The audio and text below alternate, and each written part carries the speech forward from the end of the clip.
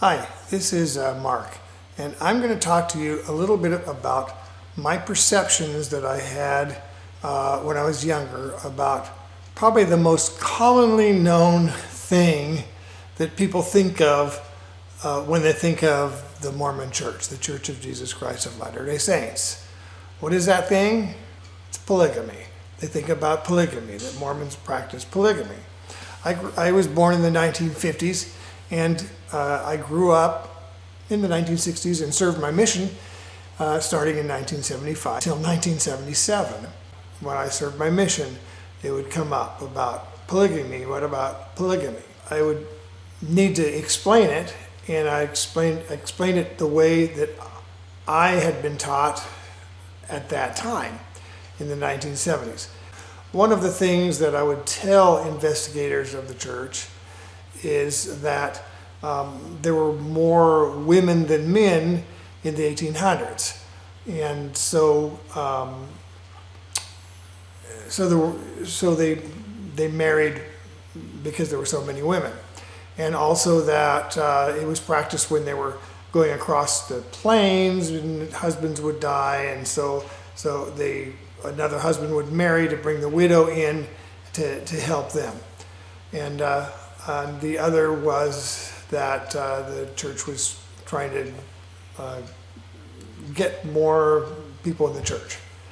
And we also would say that it was a commandment of God, and that it was a restoration of a biblical practice. So those were some of the things that I used to teach. Now, polygamy was not being practiced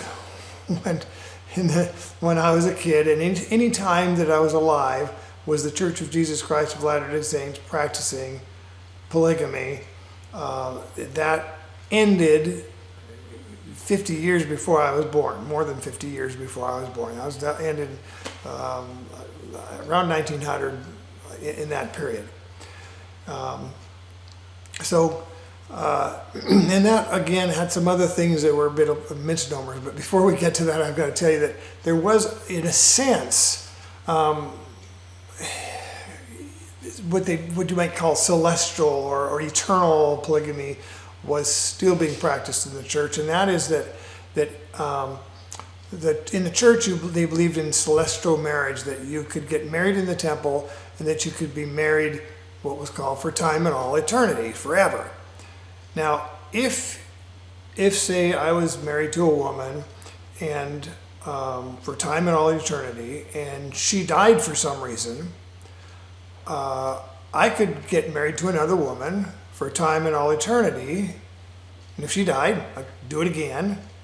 And in the heavens, because the Mormons believe that marriage continues if it's done in the temple for time and all eternity, that then when you get to the other side and you get to heaven, if you get to what they call the highest degree, which is the celestial kingdom, if you get to heaven, I would have these 3 wives that are now my wives. And so the beliefs even still is that and women can't do the other way. They can't have 3 husbands, but the men can have 3 wives. And my mother hated that. My mother would always tell my dad, if I die, you had better not marry another woman for time and all eternity, because I do not want to share you with anyone. And she said, the only time I feel like I want to share you with anyone is when I'm really mad at you. Then I think I could live politically. So anyway, that was my mother. She hated that concept of the church, and a lot of the women in the church didn't like it at all. And because it was taught that it was this eternal principle, and that in heaven you might have to practice it. There was conflicting beliefs and conflicting views, and the membership wasn't really quite sure of what it was. It was never very clearly explained. It wasn't. The church tried to stamp down anything about polygamy because it was kind of a black mark in a sense. I mean, it was such a weird thing to anyone else. Some people are going to go, well, wait a minute, what about these people down in southern Utah Aren't they Mormons practicing polygamy down there? They call them fundamentalist Mormons. Well, yes and no. Those would be, I guess, a break-off from the Church of Jesus Christ of Latter-day Saints. There's been, I don't know, there's like maybe 27, 28, I don't know what it is, but there's been well over 20 break-offs from the Church of Jesus Christ of Latter-day Saints, different denominations. And there are some that broke off and practiced polygamy. So I'm talking about the main Church of Jesus Christ of Latter-day Saints that's centered in Utah. Now let's say what the facts actually were. There were more women than men. Actually, censuses prove otherwise, and I didn't know this. It was exactly the opposite. There were more men than women. So that one was false. So I was teaching something false. Again, sorry about to those people who I taught that. I'm trying to set the record straight as far as things I taught that were not correct.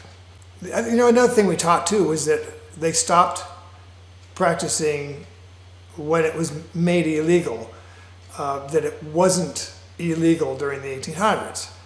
Well, it was illegal in the 1830s. There was a law made in Illinois, where Joseph Smith was, that polygamy was illegal. It was illegal in Utah Territory. When they stopped practicing polygamy in Utah in order for it to become a state, a lot of members went down to Arizona, where I am now. And they settled in Arizona with their families so that they could continue to practice polygamy, because this was still Mexico. Well, guess what? It was illegal in Mexico too. So that's a bit of a problem for the church, because one of its articles of faith is that we believe in obeying, honoring, and sustaining the law. They believe in sustaining the laws of the land and being subject to those laws. Was it a biblical practice? Was it the restoration of a biblical practice? Well, in the Bible, in the Old Testament, yes, there is polygamy, which was done by a few prophets. The weird thing was that there's conflicting things even in the Mormon, like the Book of Mormon, which says you shall only have one wife. And the spin on that, the explanation is, well, it was just talking about that period of time and changes per period of time. And if God says you can have more, you can have more. If God says not to have more, then you can't have more. It always falls on that. If God said, it's like, why did they practice it? Because God said so. Well, it kind of closes any further discussion on the matter, doesn't it? Most members of the church think that, or thought, and I did too when I was that age, when I was in the 60s and the 1970s, we thought that the first person to practice polygamy was Brigham Young, that it was that Joseph Smith was commanded to do it, and then Brigham Young was the one with all of his wives. And in all of the manuals, church manuals and church curriculum and so forth, it would always talk about how Joseph Smith loved his wife Emma Smith so much, and how Emma Smith loved Joseph Smith so much, and certainly they probably did. But it wouldn't mention anyone else. So they didn't say that he had more, but they never mentioned any more. When they started practicing polygamy, they did it in secret and didn't tell the general membership, didn't tell anybody, and Joseph Smith said this is how it has to be for a while. And this is for I think it was 13 years that they did not say that he did. And when anyone said that they did practice a polygamy, say, oh, it is being practiced, the church officially would deny it. And in fact, there was a newspaper called the Nauvoo Expositor that did a big article saying that Joseph Smith was practicing polygamy, and that they were secretly doing it, and that he had more than one wife, and so he was committing adultery and all of this. And the church teaches about that particular story that the Nauvoo Expositor was printing false information or anti-Mormon stuff. And so Joseph Smith ordered that the printing presses be destroyed. They didn't tell us that what it was they were exposing polygamy and fairly honestly. And then Joseph Smith had it destroyed. He was the mayor. And isn't there a First Amendment right, free speech? So he was arrested. And it almost sounds like, okay, well, I understand why you'd be arrested for doing that. The church taught us it was this horrible thing that the government was so corrupt at the time that they arrested him. But I'm going, well, he did destroy this newspaper that was printing free speech. So there was the wives. So he had his first wife, and this was Emma Hale. And this was in January of 1827. She was 22 years old when they got married. The church is organized in 1830. And they are living in Nauvoo. And I'm looking at my notes here on the computer.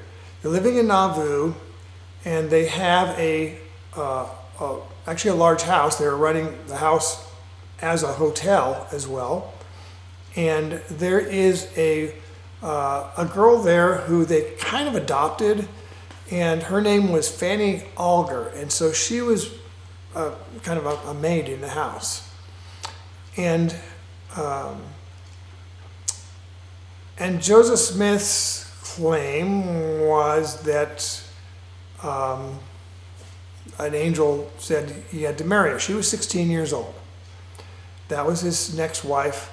And supposedly that he was married in 1833, but there's no record of that. However, that's what he said, Joseph Smith himself said. Emma Smith did not know anything about him being supposedly married to Fanny. The way she found out was from someone else who told her, one of the other leaders of the church. And so then she confronted Joseph Smith, and he goes, "It's not what you think. We're married, and God has told us that we have to, live this polygamy, and that's just the way it has to be. Sorry." So let's go to the other wives. There was Lucinda Morgan Harris. That was in 1838. She was age 37. Now here's the interesting thing about that one, and that's that Linda Morgan Harris already had a husband, George W. Harris. So that's something I didn't know as a member of the church, that they had practiced what's called polyandry. That is, marrying someone else's wife. So in a sense, that wife had two husbands. That's kind of weird. And then there was Louisa Beeman. She was 26. That was in April 1841. Zena Huntington Jacobs in October 1840. She was 20. She was also married to Henry Jacobs, so that was another polyandry case. Then there was Priscinda Huntington Buell, 1841. She was 31. She was also married to another husband. Agnes Coolberth, that was January 1842. She was 33. There was Sylvia Sessions Lyon. She also had a husband. She was 23. This was 1842. Also in 1842 was Mary Rollins Leitner, and she also had a husband. And a lot of these husbands were on missions, and he did it while they were on missions. Away, like in Europe. I mean, it sounds kind of bad, okay? And then there was Marina Johnson Hyde. Her husband was Orson Hyde. There was Elizabeth Davis Durfee, 1842. She was 50 years old, and that was her. She had a husband as well. And Sarah Kingsley Cleveland, she was 53. She had a husband. There was Delcinia Johnson. She was 37. They got married in 1842. Eliza R. Snow. She was married to him in 1842 at the age of 38. Sarah Ann Whitney, she was married to him at the age of 17. Then Martha McBride Knight, she was married to him at 1842, age 37. There was Ruth Vose Sayers. She was married to him in 1843 at the age of 33, and she also had a husband, another husband. Fiora Ann Woodworth, she was only 16 years old when he married her. There was Emily Dow Partridge was 19. That was 1843. Then her sister was also married. That was Eliza Partridge, 1843 at the age of 22. So these were two sisters married to the same husband. Almira Johnson, age 30 in 1843. Lucy Walker, age 17 in 1843. Sarah Lawrence in 1843, age 17. Maria Lawrence, her sister, age 19, 1843. Helen Mar Kimball, age 14. Got married in 1843. That was his youngest wife. It's pretty young to get married, isn't it? 14. Hannah Ellis, 1843, age 29. Elvira Cowles Holmes, age 29, another had a husband, 1843. Rhonda Richards, 1843, age 58. Desmonda, I don't know how to say it. Fulmer. This was July 1843. She was 32. Olive Frost. This was in 1843. She was 27. Melissa Lott, 1843. She was 19. Nancy Winchester, 1843. She was 14. Another 14-year-old. And then another one, Fanny Young. Another Fanny. He was married to two Fannies. In November 1843. She was 56. She was the oldest one. No, she wasn't. The oldest one was 58. I'm sorry. So I know that was kind of a long list to go through. These are the known ones that have been documented that there's no question that he was married to him. And some say, well, maybe the marriages weren't consummated, maybe there was no sex involved. There is evidence from some of these women's own journals that there was, and in fact, even some offspring. So let's go back. Let's go back now to Fanny Alger. When Joseph Smith married Fanny Alger, and it got around to the other leaders of the church, they had 12 apostles at the time. 6 of those 12 apostles quit the church. And they quit the church because they considered it an adulterous affair that Joseph Smith was having. And Oliver Crowd at Calvary said it was a dirty, awful, filthy affair, something like that. And they left the church. And a lot of people, others left the church because of that. Now, is it possible that maybe the church was wrong? Maybe Joseph Smith was maybe not telling the truth, and what if maybe it was an affair? And then and then he got caught. He got caught by his wife.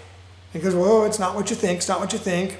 We're married, and God said that we need to be married. And Emma says, I want to protect you so much that I love you so much, and I didn't want an angel with a drawn sword killing you. So it's like I didn't want to do it, but I did it because God said I have to do it. And if God says it, you got to do it, right? Like I said before, if God says you got to do it, you got to do it. So I married her. I didn't want to marry her. By the way, she was a beautiful woman, they said. But anyway, so I had to marry her. Sorry.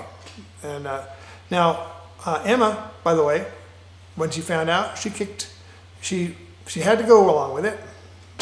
Joseph Smith was a powerful man. She went along with it. However, she kicked Fanny out of the house.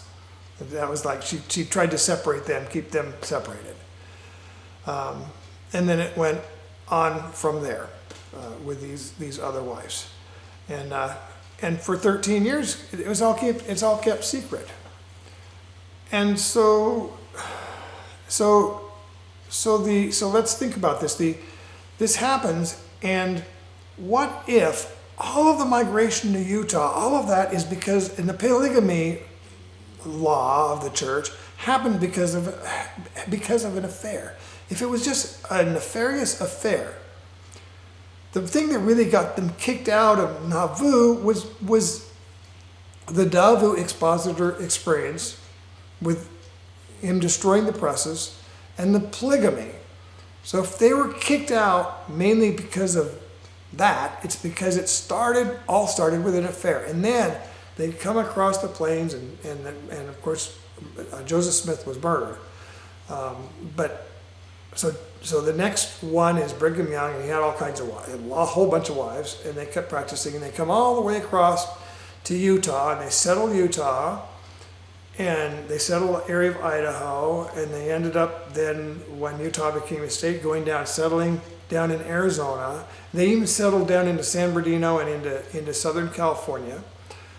And I'm thinking, okay, so if none of that happened, if that one affair hadn't happened, they may not have gotten to Salt Lake. The entire political and economic nature of the United States of America would be different. You wouldn't have the Mormon influence, which tends to be very conservative. So it tends to be very Republican. You wouldn't have that Nevada was another one they settled. So Nevada, California, Idaho, of course Utah, Arizona, those 5 states. Those 5 states would have a completely different political and economic system. It'd just be different because everything would have been different. So what if it did? What if it started just from an affair? Now, I'm not saying he had an affair. However, the evidence is extremely powerful that he did. So, was he telling the truth? Was polygamy supposed to be practiced? There's a lot of contradictions, and I can kind of see why maybe the church wanted it buried. This was a long one. Hope you got through it with me, but I'm trying to set the record straight. There you go. By the way, I want to thank Mormon Think, MormonThink.com, because that's where I was getting a lot of my information from, which is very well researched. So anyway, have a good day.